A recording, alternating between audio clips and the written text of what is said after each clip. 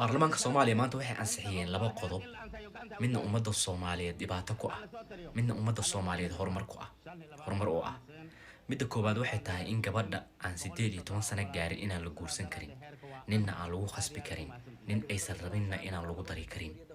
ummadda Soomaaliyeed taasi muhiim bay u tahay waa horumarna waa u tahay qodobka labaad oo ummadda Soomaaliyeed ee dhibaatada u tahay waxay tahay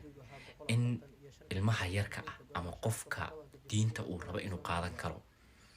yani ilmaha yarka uu dhihi kara anigu muslim ma ihi waa ka baxay